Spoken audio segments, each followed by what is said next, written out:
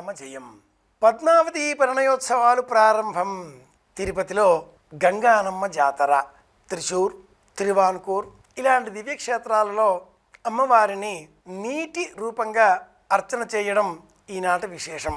సీతానవమి అన్న పేరిట అమ్మవారిని ప్రకృతి సంబంధంగా ఉండే వివిధ రూపాలలో నీటికి సంబంధించిన రూపంగా ఈ రోజున అర్చన చేస్తారు.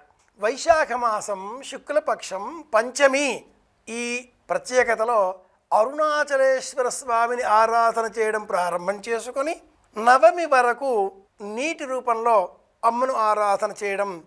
ఈ మధ్యకాలంలో 5 అనుకుంటే అగ్ని, అరుణాచలం, అలాగే ఏకామ్రనాథ క్షేత్రం పృథివీ, భూమి, జంబుకేశ్వరం నీరు, కాళహస్తి వాయువు, చిదంబరం ఆకాశం, పాంచభౌతికమైన ప్రపంచాన్ని పంచమి నుంచి నవమి వరకు అర్చించాలి.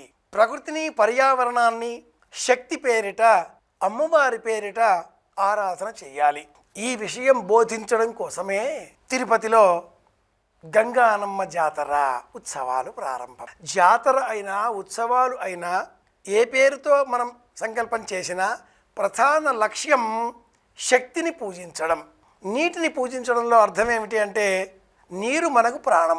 భూమిని పూజించడంలో అర్థం ఏమిటి అంటే భూమి మనకు ఆధారం. వీటి కారణంగానే మనం బ్రతికి ఉన్నాం.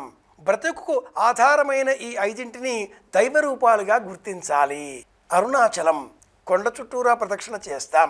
నర్మదా నది చుట్టూరా ప్రదక్షిణ చేస్తాం. మానస సరోవరం వెళ్ళి స్నానం చేస్తాం. శక్తి ఉంటే, శరీరం సహకరిస్తే. కైలాస పర్వతం ప్రదక్షిణ చేస్తాం. విజయవాడ కనకదుర్గ కొండ, శ్రీగిరి అవకాశం ఉంటే ప్రదక్షిణ చేస్తాం. గోదావరి, కృష్ణ, తుంగభద్ర, కావేరి వివిధ నదులు అవకాశం ఉంటే ఆ నీటి వినియోగంతో పితృదేవతలకు శ్రాద్ధకర్మలు పాటిస్తాం. నీటిని దోసిలిలో పట్టుకొని తర్పణాలు వదులుతాం. నీటిని దైవరూపంగా భావన చేసి పూజలు చేస్తాం.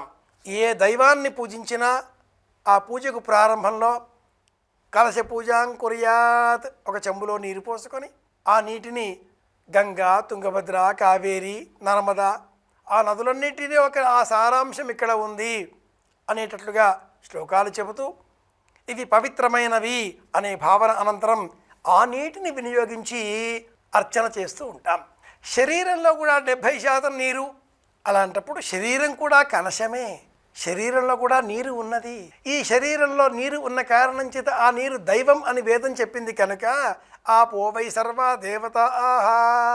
ఈ దేవాలయం ఇది దేహం, సమస్త దేవతలకు ఆలవాలం. ఇలాంటి జ్ఞానం ఇవ్వడం కోసమే తిరుపతిలో గంగానమ్మ జాతర. అలాగే త్రిశూర్, తిరువాన్కూర్ మొదలైన క్షేత్రాలలో సీతానవమి అనే పేరిట అమ్మవారిని పూజించడం. నీటి విలువలు కాపాడుకుందాం, పర్యావరణాన్ని కాపాడుకుందాం.